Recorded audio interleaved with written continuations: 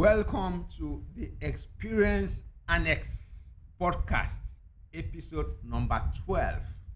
The title of this episode is Do You Know the Worth of 1 Hour of Your Time? In this episode, I show you how to determine the worth of an hour of your time so that you can begin to play in the big league, irrespective of your industry, even if you are operating as a solopreneur. Life is full of experiences and it's good you learn from the experience of others. I am Paul Uduk, the creator of BWC Squared, standing for Bull Writing Clinic and Bull Writers Club, where I show friends like you how to create ideas into books and other form of intellectual properties. I'm also the creator of IBMC, Internet Business Mastery Course, where I show aspiring entrepreneurs how to succeed online at scale. I'm also the creator of OCNA, Online Course Creators Community for newbies and advanced beginners, with over 12,000 members from all over the world. You probably have attended a couple of time management programs, training programs on time management, where fast talking consultant taught you about the best or latest strategies and tactics on how to manage your time well. Your time training guru must have researched far and wide to ensure nothing, absolutely nothing, was left out. You got to learn about ABC prioritization, MAC scheduling, the keeping of daily to-do lists.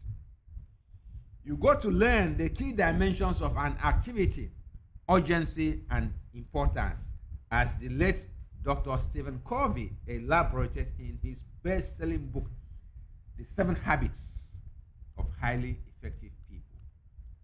To ensure the message sunk in, you were exposed to principal time wasting habits such as procrastination and perfectionism, and what you should do about them. For added effect, you must have been taught the Pareto principle, and for one to always be forearmed against trivial things and that don't add major value to your job. To ensure you were one of the top 10 best time managers of your generation, you must have read a couple of books on your own and listened to a copious number of time management tips, learning along the way how to handle uninvited visitors, unsolicited emails, and how to conduct meetings. All you have learned so far still leaves unanswered the question, do you know the worth of 1 hour of your time? To some, what I'm about to reveal will be an epiphany that have been waiting for them to take their performance to a whole new level. To others, it will just make them far better at time management than they ever thought possible.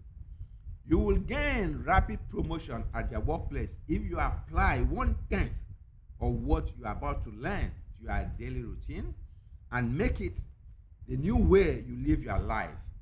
Even though I have been teaching time management for more than 10 years, I did not back them some of the things I'm about to reveal to you. I did not know back then some of the things I'm about to reveal to you. As a matter of fact, years back, I taught time management to the entire management team of a very big bank. Everyone from the rank of a manager up to the managing director attended, paving the way to my status as a time management guru. A few years later, I designed a time tracking logs for a very big bank.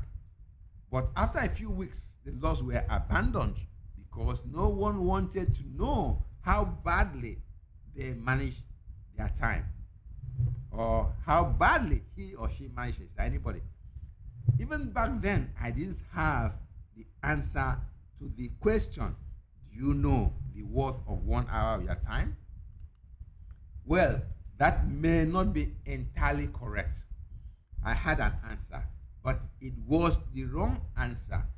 It's the same wrong answer that guides how most organizations allocate time resources. For instance, a typical work day consists of 8 hours. So, if your salary is say 1 million per month, your hourly rate is approximately 4,166 naira, which is just another way of saying divide 1 million by 30 and then divide the figure you've got by 8.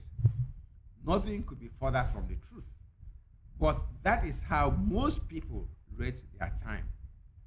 They simply divide their monthly pay by the average number of hours they work per month to arrive at their hourly rate. As I said earlier, nothing could be further from the truth. No consulting company like KPMG, McKinsey, or Pricewaterhouse, PwC, would dare do that. And that is why they charge sky-high rates for any assignment you contract them to do. Have you ever wondered why top consulting companies are so costly and can be afforded only by Fortune 500 companies? It's because they value or rate their time differently. Maybe I'm jumping the gun here, so we need to retrace our steps a little back while still seeking the answer to the question, what is the worth of 1 hour of your time? Do you know there is no such thing as a free time? The time you spend, yes, that's the right word, because there's a cost to every second. Watching Nollywood movies, surfing the net, chatting on Facebook, pinning on Pinterest, tweeting on Twitter, and the like are not spent wisely because you have not been paid for it. In fact, you have robbed yourself and robbed your life. I don't subscribe to the word waste when it's applied to applied to time, because you cannot waste something you cannot control. If I may ask you, can you store time to use another day? Can you warehouse time and bequeath it to your children, spouse, brothers, sisters? Since time moves in one direction, philosophers say time is life. When you spend time unwisely, you are living your life unwisely, and one day your time will run out. And when you look back, it will dawn on you that you have been a failure.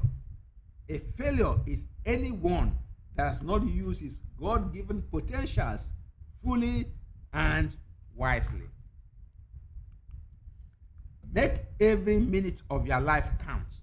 I believe it's for this reason that Dan Kennedy, the information marketing guru, has set a clock, or his clock, in reverse order as a constant reminder how many days, hours, minutes, and seconds he has left on this earth, so he can ensure every second counts. I don't ask you to do that. One more time, there is no free time unless it is time you have specifically allocated to a particular activity, and in that case, you should attach a cost to it. It's not free. So ask yourself, how much does spending all my time on Facebook, watching Nollywood movies, and listening to music on iTunes cost me? As you seek the answer to the question, what is the worth of 1 hour of my time? You will be successful to the extent to which you use your time productively. Since the yardstick for measuring success in a free economy is money in the bank, We can substitute the word wealth for success here. In effect, we can say you will be wealthy to the extent to which you use your time wisely. Notice that we have introduced the concept of productive in this paragraph, productive time. You must know what your productive time is worth and should be worth. Otherwise, you won't be able to make effective decisions. A recent study by Fortune 500, a recent study of Fortune 500 CEOs estimated that they had between 28 to 38 productive minutes a day. Just 28 to 38 productive minutes a day. Rich Kifrin, the internet marketing expert, defines productive time as time devoted strictly to generating income. It's like football or soccer. If you don't score more goals than your opponent in the 90 minutes available, you are defeated. The only productive time or move in soccer is a shot that results in a goal. The same applies to boxing and all other sports for that matter. The only productive time in boxing is a punch that knocks down the opponent.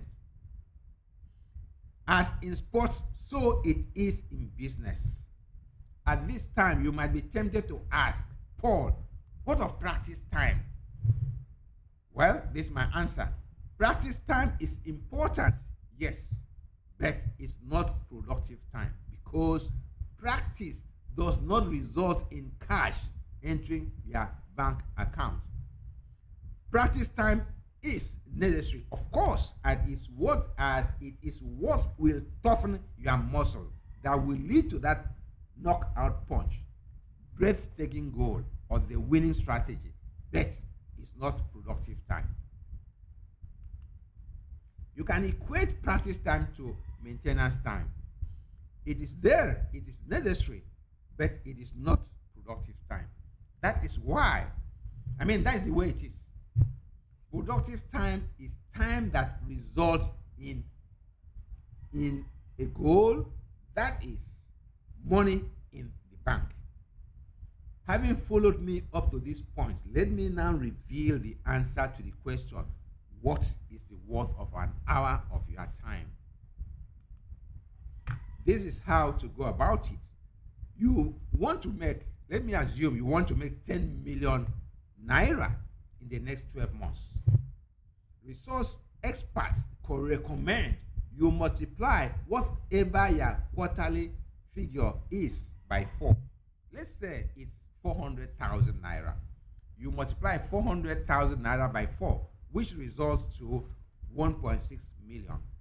You now subtract the 1.6 million from your goal of 10 million, which results in 8.4 million, your shortfall. You now take 10% of the shortfall, that is the shortfall of 8.4 million, which is 840,000, and add to the 1.6 million, which results in 2.44 million.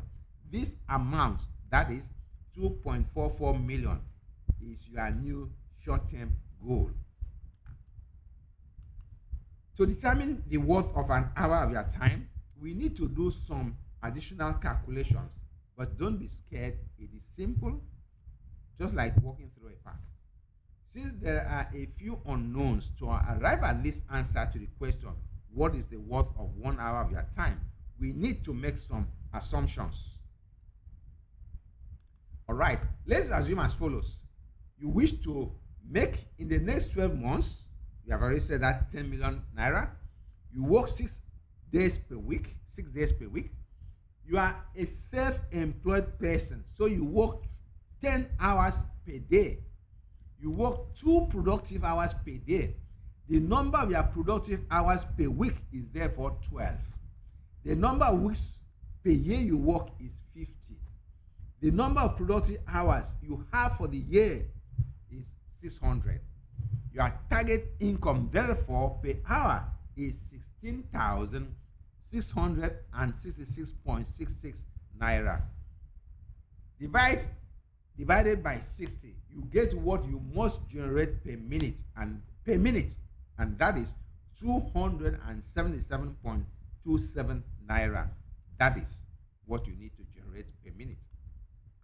An hour of your productive time is therefore worth 16,666.66. With that, what that means is that you have to pull in 33,333.32 thousand naira per day. Remember, we have assumed you have only 2 productive hours per day, 6 days per week, 50 weeks of the year. If you are to meet your financial goal of 10 million per year, the richest people in the world and the most successful professionals calculate their productive time that way and guard it jealously. You hardly find them engaged in frivolities. They select the networking events, birthdays, housewarming, weddings, burials, and all sorts very carefully. From the above example, you will realize if you work for only 5 days a week while all the other assumptions remain the same, your hourly rate will jumps to 20,000 naira, while your per minute rate will amount to 333.33, meaning you will have to work far harder. However, the richest people in the world don't just work harder, they work simpler. Some gurus would say that the super rich work smarter, which tends to suggest that we, the rest of us that are not yet in the league of the super rich, work dumber. We are dumb. Well, is dumb not the opposite of smile? Opposite of smart? Really, they work simpler. That is, they simplify their operations by putting in place systems and processes that make things go almost on autopilot. This system rests on 3 pillars. Pillar number 1, they create systems that create products. Pillar number 2, they create systems that market products. Pillar number 2, they create systems and processes that build scale. These 3 activities, which put together, are all about putting in place systems and processes that make money work for you and not you for your money, are what gurus refer to as leverage and scalability.